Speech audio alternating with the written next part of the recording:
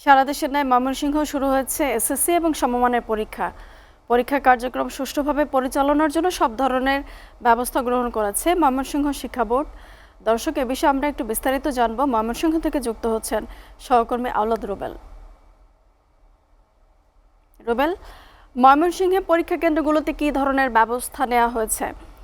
শিক্ষা বোর্ড কি ব্যবস্থা নিয়েছেন জানাবেন।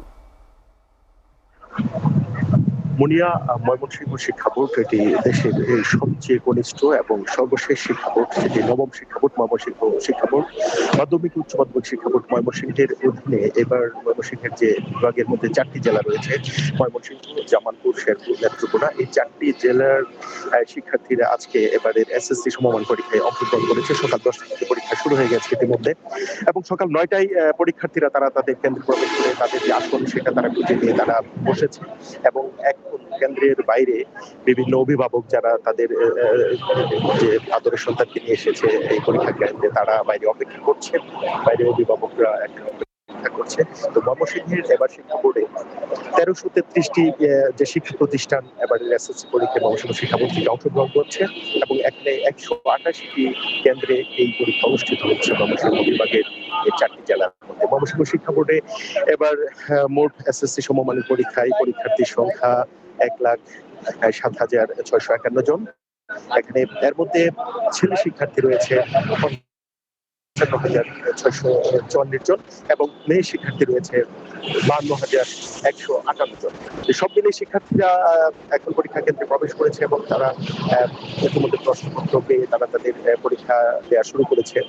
তো ময়মনসিংহ শিক্ষা বোর্ড এবার বিশেষ করে এই নতুন যে বিএনপি নেতৃত্বাধীন সরকার, শিক্ষামন্ত্রীর যে করা হুঁশিয়ারি, একটা নতুন উদ্যমে নতুন ব্যবস্থাপনায় এবারই প্রথম বাংলাদেশে এই এসএসসি সমমানের পরীক্ষা অনুষ্ঠিত হচ্ছে। বিশেষ করে আপনাকে যদি জানাতে চাই, ময়মনসিংহ শিক্ষা বোর্ডের অধীনে যে সমস্ত কেন্দ্রে এসএসসি সমমানের পরীক্ষা অনুষ্ঠিত হচ্ছে, এই 188টি কেন্দ্রে কিন্তু সিসি ক্যামেরার আওতাধীন রয়েছে। একটি কেন্দ্রে সিসিটিভি ক্যামেরা নিয়ন্ত্রণ করা হচ্ছে, সিসি ক্যামেরা দিয়ে মনিটরিং করা হচ্ছে।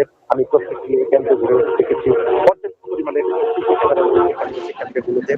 এবং এবার যে শিক্ষামন্ত্রীর যে হুঁশিয়ারি, যে শতভাগ নকলমুক্ত পরিবেশে শিক্ষা প্রতিষ্ঠানগুলোতে কেন্দ্রে এবারে এসএসসি পরীক্ষা হবে, সেই আলোকে কাজ করছে ময়মনসিংহ শিক্ষা বোর্ড।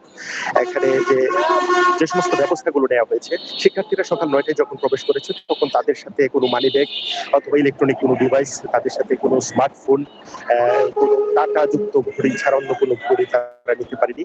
তারা শুধুমাত্র পেন্সিল, কাঠ পেন্সিল এবং তাদের যে প্রবেশপত্র রয়েছে, সে স্কেল রয়েছে, সেটা নিয়ে প্রবেশ করেছে।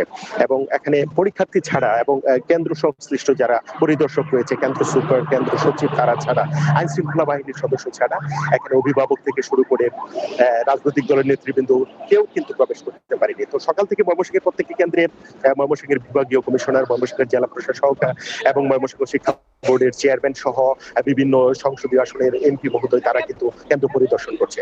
তো শিক্ষার্থীরা এখন পরীক্ষা কেন্দ্রে ব্যস্ত সময় পার করছেন, তারা পরীক্ষা নিয়ে তারা পরীক্ষা দিচ্ছেন।